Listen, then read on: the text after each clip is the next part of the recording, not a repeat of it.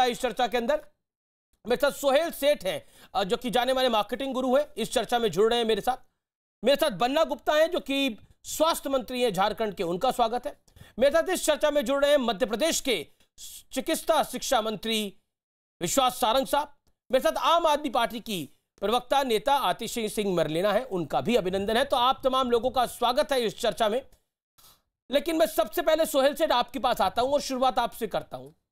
Blame game चलता रहेगा, सियासी फुटबॉल बनाया जाता रहेगा जनता को, but the point is this Sohail, which is very very important right now, lot of people are watching you right now. क्या आपको लगता है हम वैक्सीनेशन को पॉलिटिकल ड्राइव ज्यादा बना रहे हैं और उसको हेल्थ ड्राइव कब बना रहे हैं? समस्या ये है। आपकी बात 100% है और यही प्रॉब्लम है। वैक्सीन शॉर्टेज हमारे देश में है, इसकी कोई दो राय नहीं है। और वैक्सीन शॉर्टेज 2 कारणों के लिए है। नंबर 1, हमारी प्लानिंग प्रोसेस थोड़ी गलत थी, थोड़ी नहीं काफी ज्यादा गलत थी।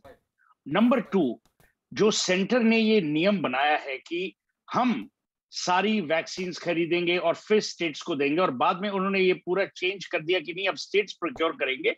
इसमें वैक्सीन कंपनीज भी काफी एडवांटेज ले रही हैं लोगों का।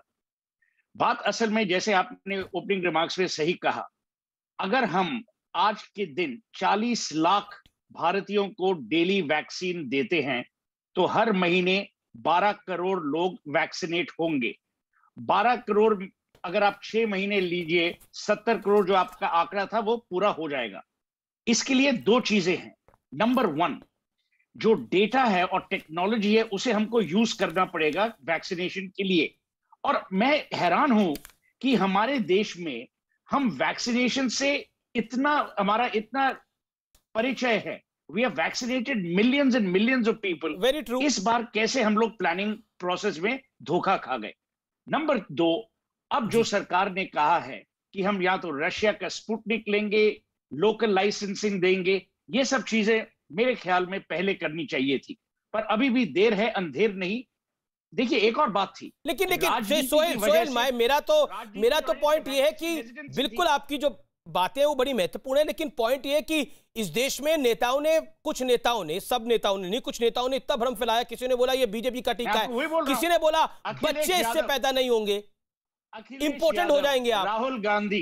अखिलेश यादव, राहुल गांधी, इनको जिम्मेवार ठहराना चाहिए। इन्होंने वैक्सीन हेजिटेंसी क्रिएट की और इस वैक्सीन हेजिटेंसी की वजह से हमारे डोजेस वेस्ट हुए। ये कभी नहीं होना था। और अब वही अखिलेश यादव बोल रहे हैं कि इम्तिहान बाद में पहले वैक्सीनेशन। अब जब आप राजनीति को चिकित्सा के क्षेत्र में डालेंगे यही प्रॉब्लम होगी, और इन दोनों क्षेत्रों को अलग कर देना चाहिए। और मेरे ख्याल में वैक्सीनेशन क्रिटिकल है, क्योंकि वैक्सीनेशन के बाद भी आपको कोविड हो सकता है, पर आपको हॉस्पिटलाइजेशन के चांसेस कम है। हमारा हेल्थ केयर सिस्टम ओवरवेल्म्ड है। तो मैं समझता हूं हमारे देश का फोकस अब एक ही होना चाहिए, वैक्सीनेट वैक्सीनेट वैक्सीनेट। पॉइंट है। मेरे साथ आतिशी जी भी जुड़ गई है, मेरे साथ बन्ना गुप्ता भी है, विश्वास सारंग भी है। बन्ना गुप्ता जी, सबसे पहले तो मैं ये जानना चाहता हूं, आपको तो वैक्सीन देनी चाहिए लेकिन आप कफन दे रहे हैं। आपकी सरकार का एक घोषणा है कि हम कफन बांटेंगे फ्री में। देखिए ऐसा है ना कि भारतीय जनता पार्टी बाल का खाल निकालने के लिए जानी जाती है जी। कोई भी चीज जो है, कफन का अभिप्राय जो है वो पहले उस प्रसंग को समझने की कृपा कीजिए। हमारे यहाँ झारखंड में पूरी तरीके से लॉकडाउन है, और लॉकडाउन में हमने जितनी भी कपड़े की दुकान वगैरह बंद करके रखी है। हमारा ये प्रसंग नहीं है कि कफन बांटेंगे, और कफन का अभिप्राय जो है इसको सेंटिमेंटल अभिप्राय बनाकर अर्थ का अनर्थ लगाने का काम यदि किसी ने किया है तो ये भारतीय जनता पार्टी के लोगों ने किया है। हर चीज को एक राजनीतिक विषय को विषांतर कर देते हैं, और जो है शब्द के जाल में जो है इतना ताना बाना बुन देते हैं। हमारे मुख्यमंत्री का बहुत साफ सुथरा कहना था। हमने तो यहाँ तक किया है कि जो हमारे कब्रिस्तान में लोग हैं, जो शमशान में लोग हैं, या ग्रेवयार्ड में जो अंतिम क्रिया करवाते हैं, उन लोगों की भी मृत्यु पर हमने उनको जो है मुआवजा देने की घोषणा करके रखी है। उनको भी हम लोगों ने फ्रंट वर्कर मान के रखा है। तो ये कफन वाली बात को आप जो है इसको सेंटिमेंटल बात करके कफन नहीं, का मतलब सेंटिमेंटल नहीं, कफन अगर किसी का स्वर्गवास होता है और उसमें कफन को जोड़ा जाता है तो किसी की मौत सेंटिमेंटल ही होती है, चाहे वो 90 साल का व्यक्ति जाए, चाहे वो 40 साल का व्यक्ति जाए, वो सेंटिमेंटल ही होता है।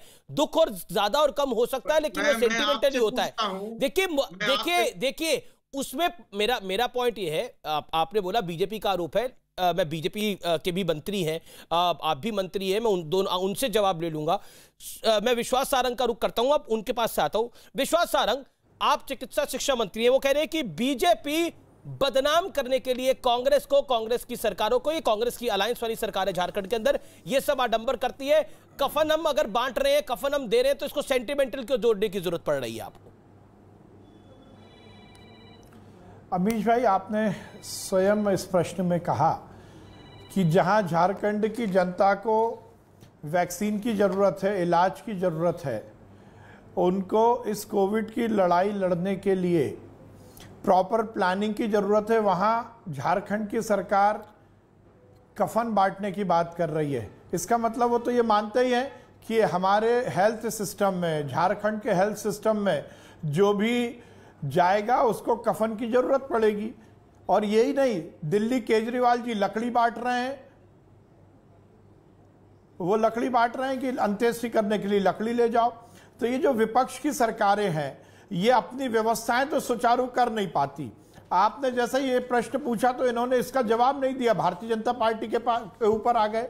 और केवल यही बात नहीं, अमीश जी, आप देखेंगे इस देश में इस महामारी में बहुत रोचक बात यह हुई है कि जहां विपक्षी सरकारें हैं वहां हेल्थ सिस्टम का पूरा ठीकरा ये मोदी जी पर फोड़ते हैं, और जहां भारतीय जनता पार्टी की सरकार है वहां हेल्थ सिस्टम का पूरा ठीकरा वहां के भारतीय जनता पार्टी के मुख्यमंत्री पर ठोलते हैं।